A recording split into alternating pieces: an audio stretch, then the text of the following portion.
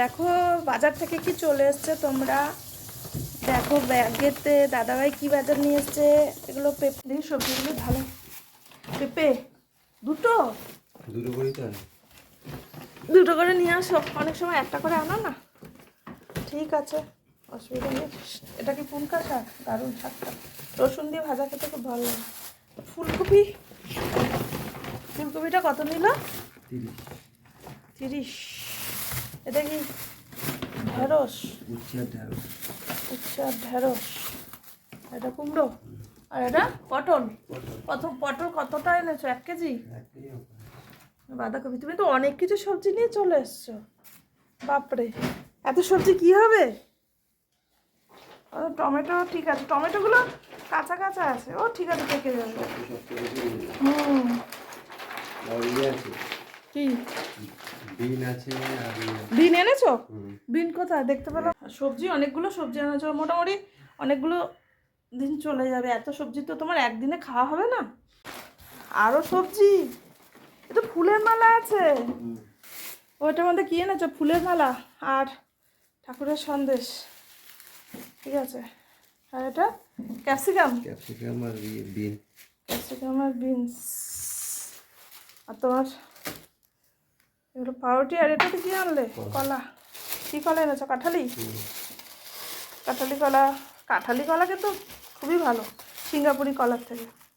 আর apple তো ফ্রিজে অনেক রয়েছে। তুমি এক কাজ করো, এই ঠাকুরের ফুলটা ঠাকুরের আসলে ওখানে রাখো, রেখে দাও। দাদা হয়তো আজকে অনেক সবজি নিয়ে চলে এসছে, প্রচুর সবজি। এখানে তোমার পেঁপে, কুমড়ো, ফুলকপি এখন এই সিজনে ফুলকপি খেতে খুবই ভালো লাগে সত্যি।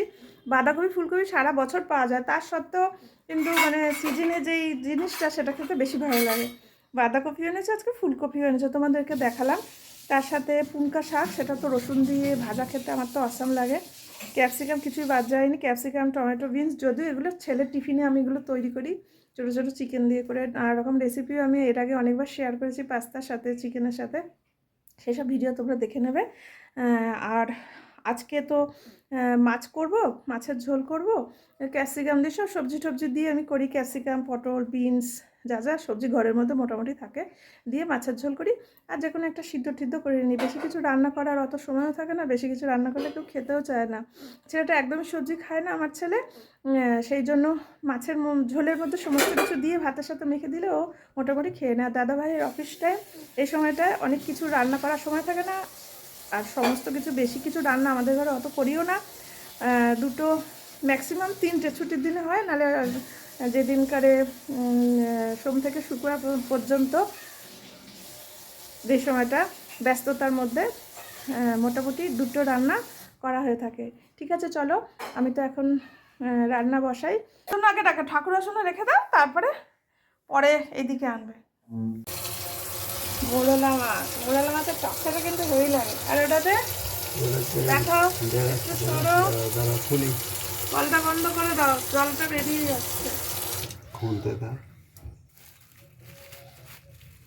হলো, প্যাকেটটা ছিঁড়ে দাও, প্যাকেটটা ফেলে দেবো, তখন অসুবিধা নেই।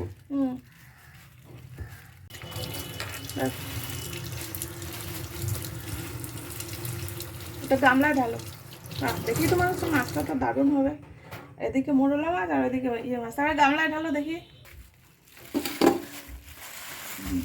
মাছটা কিন্তু দেখি মনে হচ্ছে দারুণ। আর মাছের তেলও আছে। মাছের তেলটা পুঁই শাক এনেছো? হ্যাঁ, তাহলে কালকে পুঁই শাক নিয়ে আসবে, পুঁই শাক দিয়ে করবো। পুনকে শাক, মোরলা মাছগুলো টাকাটা দারুণ, বাবা কোনো কথা হবে না। কিন্তু একটু ছোট, এই যা সাইজটা, খুব একটা মানে মেলানো মেশানো আছে, বড় আছে। তাহলে তোমরা দেখলে যে কি কি বাজার থেকে দাদাভাই নিয়ে এসছে। আজকে তো বাজার থেকে মাছ নিয়ে এসছে, সবজি, অনেক কিছুই সবজি নিয়ে এসছে। আর তার সাথে তোমাদের দেখালাম এই যে মাছ, আর এই যে তারপরে তোমাদের দেখালাম এই যে ধরো মোরলা মাছ। আর এটা হচ্ছে তোমার রুই মাছ। এটা রুই তো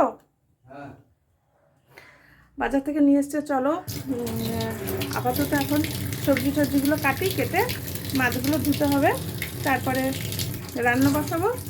আজকের মতন এতটুকুই, টাটা, বাই বাই।